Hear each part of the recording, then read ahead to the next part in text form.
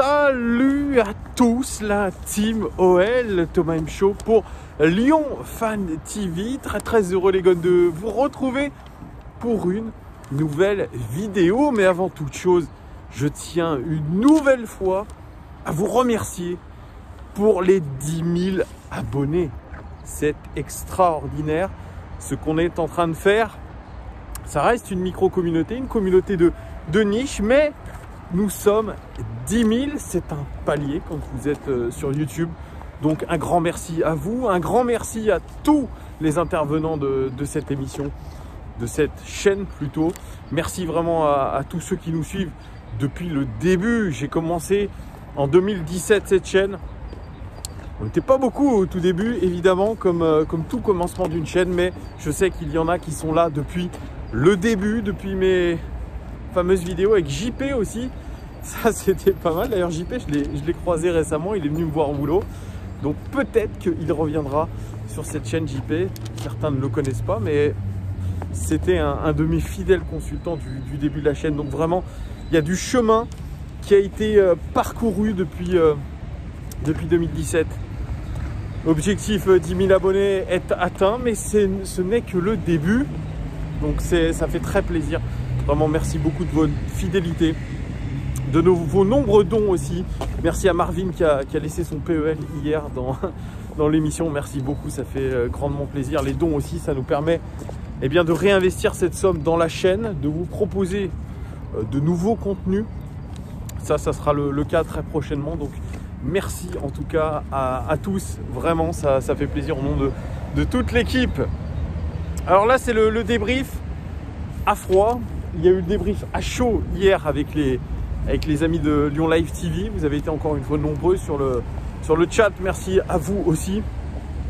Débrief à froid aujourd'hui avec les statistiques. J'ai pu revoir le match parce que j'ai malheureusement pas pu le voir le match dans l'intégralité hier parce que je pouponnais tout simplement. Et bien aujourd'hui, je peux être en mesure de vous faire un commentaire à froid. Hier, on se devait absolument de gagner parce que dans une course au titre, c'est une course d'endurance. Moi, je parle de course au titre et pas de course à la Ligue des Champions. Il faut avoir un petit peu d'ambition, je dirais. Et notre ambition en tant que supporter lyonnais, c'est d'être champion de France, de retrouver cette sensation d'être champion de France pour les plus jeunes. Vous n'avez pas connu cette sensation-là. Moi, je l'ai connue.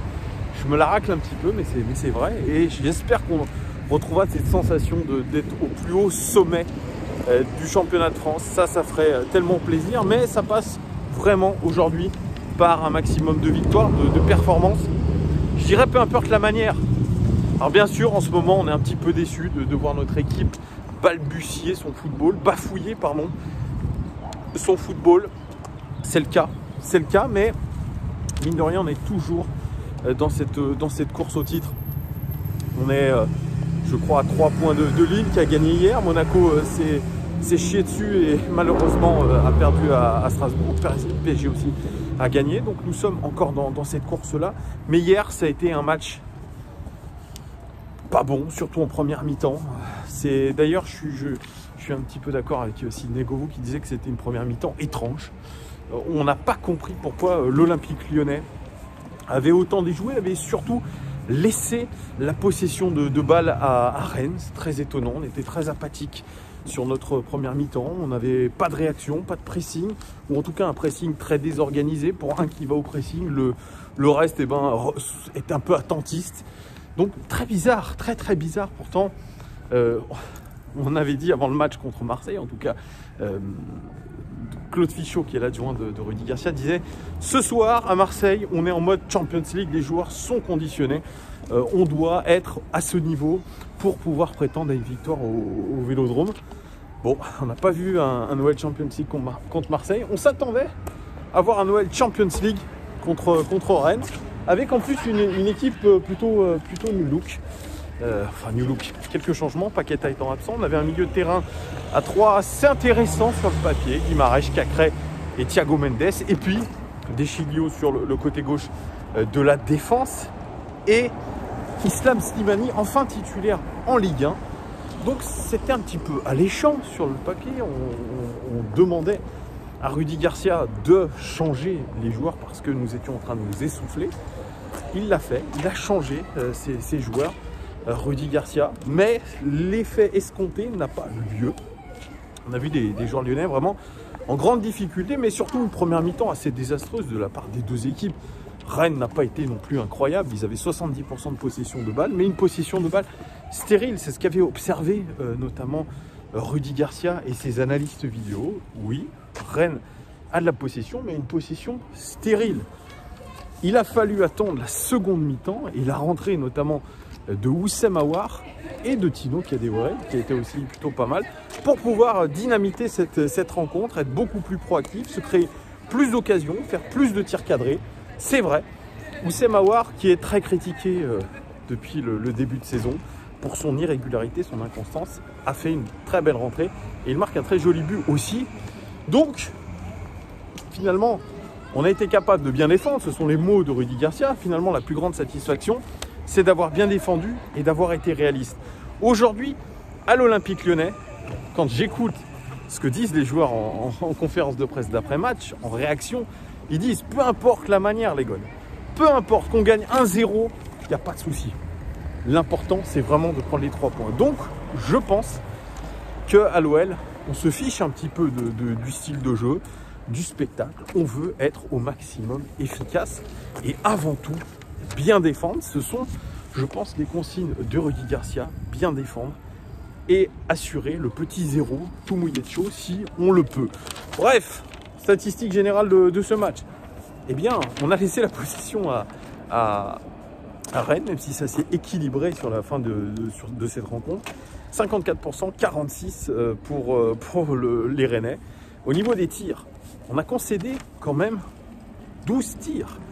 Un cadré seulement pour les Rennais, c'est une fois de plus c'est une preuve que malheureusement, les Rennais n'ont pas été efficaces du tout. Un tir cadré sur 12, c'est pas terrible du tout. Nous, 7 tirs cadrés sur 15, ce qui est plutôt globalement satisfaisant, même si à la fin de la première mi-temps, on pouvait dire que c'était famélique. On a bien rééquilibré les choses en deuxième mi-temps. 3 big chances à 0, donc 3 grosses occasions à 0. 11 tirs dans la surface de réparation, contre 7 côté Rennais.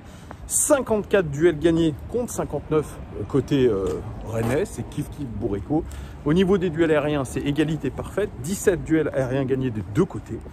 Au niveau des tacles, pareil, kiff-kiff bourrico. 13 tacles et 13 tacles côté lyonnais gagnés, 15 tacles côté Rennais. Par contre, là où on a été meilleur et on retrouve des standards un petit peu de l'Olympique Lyonnais, c'est au niveau des expected goals. 2,46 expected goals attendus.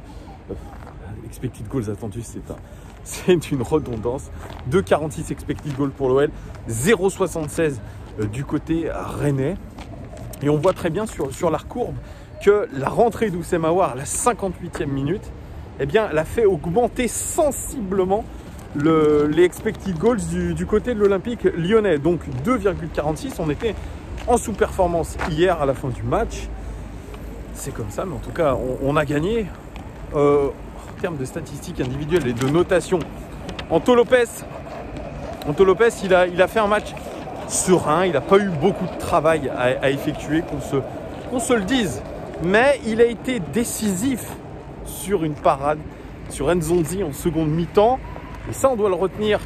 Et c'est ce que j'aime chez Anto Lopez, c'est qu'il a cette capacité à rebondir. Alors j'entends des critiques ici ou là qui disent qu'Anto Lopez approche de la trentaine, il a 30 ans, et que désormais, eh bien, il perd en explosivité.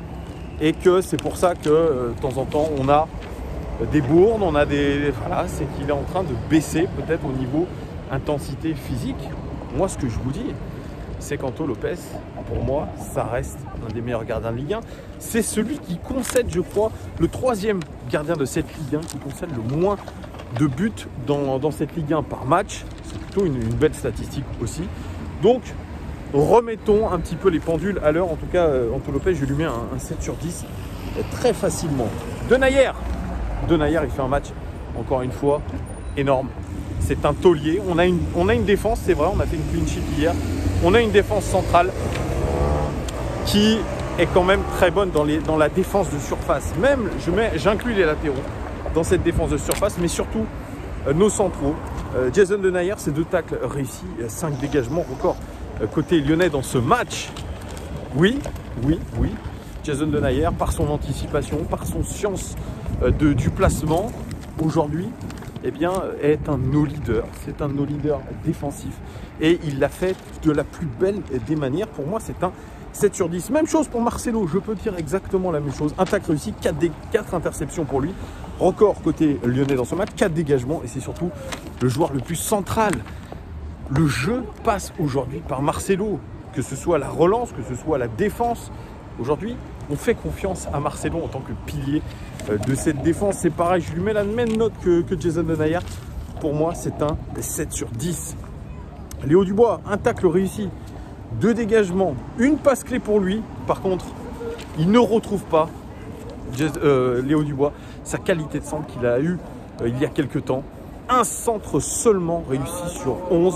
C'est extrêmement décevant. Franchement, cette qualité de centre, il doit la retrouver. Mais, en tout cas, il a essayé de faire son mieux. Léo Dubois, notamment défensivement. Il n'a pas été aidé non plus par Slimani, qui a été placé en tant qu'ailier droit. Il n'a pas eu la chance que Slimani, grâce à un volume de jeu conséquent, puisse revenir derrière et l'aider. Donc, il a été régulièrement dépassé par Truffert, qui était le latéral gauche rennais. Mais en tout cas, il a essayé de faire son mieux, notamment dans la défense de la... Eh oh, ça va ou quoi? Bah, je fais des petites vidéos, tu vois. C'est un live? C'est pas un live. On est dans le vlog, calmement. Bonsoir. Comment il va? Qu'est-ce qu'il dit? Comment il va, bien? Du coup, je me permets de couper ta vidéo. Je vous embrasse. Je sais pas qui vous êtes, mais je vous embrasse. C'est une chaîne sur l'OL. Eh, Lyon, 6-9 la trick. L'OL, Sonny Anderson, Juninho. On se dit encore. Comme d'hab. Salut, à bientôt. Ah, c'est marrant, on croise des poteaux de l'époque. Incroyable ça, incredible. Bref, je ne couperai pas cette séquence au montage, évidemment, ça fait partie de ces joies de faire des vidéos comme ça en pleine rue. Donc je vous disais, Léo Dubois, voilà, il n'a pas été aidé par son compère, qui devait un petit peu l'aider. Mais qu'est-ce que vous voulez, en tout cas, il a essayé de faire de son mieux. Léo Dubois, c'est celui qui a fait le plus de passes dans notre équipe, donc le jeu aussi passe par Léo Dubois. Les joueurs lui font confiance, en tout cas dans ce trajet de passe.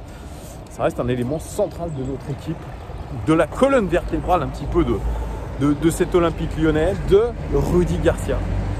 Donc voilà, je lui mets une note de 6 sur 10 à Léo Dubois. Des Chilio, titularisation, pas surprise, mais en tout cas on s'y attendait pas, on pensait que le titulaire du poste était Maxwell Cornet. Eh bien, les Chilio, il a eu énormément de difficultés, une nouvelle fois, face au très vif Doku, l'international belge, je crois. Beaucoup de difficultés, notamment sur la relance, une relance dans l'axe absolument cataclysmique. Il est coutumier du fait de ces relances dans l'axe. Quand Rudy Garcia dit, moi j'adore Di Chilio parce qu'il est capable d'être fiable à la relance. Oui, monsieur Garcia. On va dire que vous avez raison, même si je ne suis pas convaincu. C'est pas un grand match de la part des Chiliens. Un tac, 3 interceptions quand même et 2 dégagements. Il a participé à la défense, mais en tout cas, je l'ai trouvé une nouvelle fois en difficulté. C'est des matchs qui se suivent et se ressemblent pour Mattia De Sciglio. Il n'apporte pas ce qu'il devrait apporter, je trouve, à cette équipe. Je suis insatisfait de ce qu'il a fait. Pour moi, c'est une note en dessous de la moyenne, c'est un 4 sur 10. Thiago Mendes qui a eu une première mi-temps compliquée, un peu comme l'ensemble de ses partenaires, un peu dans la nasse. Je vois beaucoup de commentaires positifs sur Thiago Mendes en disant qu'il fait depuis quelques matchs un travail de l'ombre, il est sérieux, etc. Oui, si on veut, même si je le trouve pas extrêmement rayonnant, un peu meilleur dans la seconde mi-temps, notamment avec la rentrée de Oussem Aouar qui l'a déchargé un petit peu de faire ce travail de première relance. Mendes, c'est 3 attaques réussies quand même, encore côté lyonnais dans ce match. Une interception, 2 dégagements, une passe clé. Voilà, donc c'est un bon match. En tout cas, défensivement, il a tenu la baraque. Je vous le rappelle, il doit faire ce lien entre la défense et l'attaque, ce qu'il a plutôt bien fait sur la seconde mi-temps notamment. Donc je lui mets un 6 sur 10 à Thiago Mendes. Guimarães qui avait l'occasion de se montrer en l'absence de Paqueta, il était en difficulté. Il a été en difficulté, on n'a pas retrouvé ce Guimarães qu'on avait vu flamboyant il y a quasiment, oui, il y a un an, un peu plus d'un an, contre la Juventus de Turin où il faisait une véritable masterclass. Malheureusement, Guimarães n'a pas fait un bon match. C'est comme ça. Il n'a pas gagné des points. Il a été en difficulté. 3 attaques réussies quand même. Record côté lyonnais dans ce match et un dégagement. Mais on aurait aimé plus de verticalité, plus de créativité. Mais j'ai pas l'impression qu'on ait retrouvé le Guimarães de la saison dernière, de quand il est arrivé. C'est un petit peu ce qui me déçoit. Même le Guimarães de ses derniers matchs qui était beaucoup plus vertical dans ses prises de décision. C'est un petit peu dommage, mais il passe à côté de son match. Guimarães, c'est un 4 pour moi. Maxence Cacré, c'est aussi une déception. Lui qui avait joué 30 minutes seulement lors des 5 derniers matchs. Il avait l'occasion de se montrer. 2 tacles réussis pour lui, 2 fautes, un carton jaune, un sale carton jaune d'ailleurs, puisqu'il met une belle semaine aussi. Une passe clé pour lui et 2 dribbles réussis. Mais la prestation globale est très moyenne pour Maxence Cacré. Beaucoup d'imprécisions, beaucoup de déchets, et notamment à la finition. Il ne marquera pas encore son premier but en Ligue 1. Il est à la recherche de ce premier but. Il est capable de se projeter en jeune. Il marquait des buts. Là, il a du mal. On sent que dès que ça approche de la surface de réparation, il a du mal. Il a du mal. Il aurait pu marquer sur une belle reprise de volée, si je ne m'abuse. Mais voilà, il doit absolument prendre confiance en sa qualité de finisseur. Il doit en être capable. On ne peut pas le laisser strictement dans la partie ratisseur de ballon, etc. Je suis un peu déçu par Maxence Cacré qui a manqué vraiment de rythme et de confiance dans ce match-là. Pour moi, c'est un 5 sur 10. Karl Toko Ekambi, l'impact player de cette équipe, le buteur contre Marseille. Pour Karl Toko Ekambi, c'est une interception, 4 passes clés, record côté lyonnais dans ce match, 7 dribbles réussis, record côté lyonnais dans ce match, et c'est celui qui a le plus porté la balle dans des zones dangereuses. Donc vous le voyez, Karl Toko Ekambi, il est indispensable. Il apporte ce volume de jeu, il apporte cette profondeur, il apporte cette vitesse. L'élimination aussi, le changement de dribble, vous avez vu, 7 dribbles réussis, 4 passes clés pour lui, c'est absolument énorme. Il a eu une très grosse occasion aussi en seconde mi-temps, qui a été sauvée, je crois, par Truffert. Karl Toko Ekambi, je pense que le coach peut lui faire confiance. C'est un joueur aujourd'hui qui est décisif, c'est un joueur qui est important dans le rouage de notre équipe, dans le jeu d'attaque. Et il fait hier un bon match. Je lui mets la note de 7 sur 10. Islam Slimani, excentré sur le côté droit. Lui qui est à la recherche de temps de jeu, est à la recherche de rythme aussi après un très bon match contre Ajaccio. Il a malheureusement des bouts de match depuis quelques temps. Et là, il profitait du fait qu'il était titulaire côté droit. Avec le recul, Rudy Garcia n'a pas trouvé ça hyper judicieux parce que les autres joueurs audio lui apportaient quelques munitions, ce qui n'a pas été le cas. On a vu un Islam Slimani brouillon, on a vu un Islam Slimani peut-être un petit peu en manque de rythme, c'est normal, en manque de rythme et surtout un petit peu perdu, beaucoup de déchets aussi techniques, notamment sur les passes. Slimani, c'est une interception, un dégagement et surtout 3 fautes. Voilà, 3 fautes pour lui, c'est pas... Bon, je pense que Slimani, il va falloir un petit peu de temps et surtout de la confiance pour qu'il revienne à son meilleur niveau. Malheureusement, bon, il n'est pas mis dans les meilleures conditions. Hier, c'est un match que je note à 4 sur 10. Memphis Depay, peut-être que l'homme de ce match côté lyonnais avec Houssem Aouar. 3 passes clés pour lui, un centre réussi sur 3, 2 dribbles réussis, une passe décisive. Et quelle passe, il va s'arracher pour faire cette passe décisive à Houssem Aouar. Il y va, c'est ça que j'ai aimé. C'est les rares fois, une des rares fois que je le vois capable d'aller. Il aurait pu jeter, il aurait pu provoquer un penalty, mais non, il se relève, il va tacler, il va donner cette balle de but à Houssem Aouar. Et ça, franchement, d'un point de vue, comment dire, motivationnel, d'un point de vue d'engagement, d'un point de vue d'un capitaine lyonnais, d'un leader d'équipe technique, eh bien moi je trouve que c'est excellent.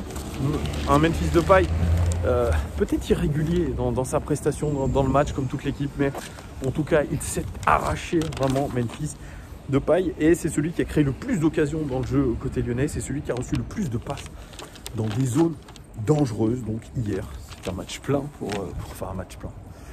ne peut pas juger encore une fois des Lyonnais qui ont joué 20 minutes sur 90.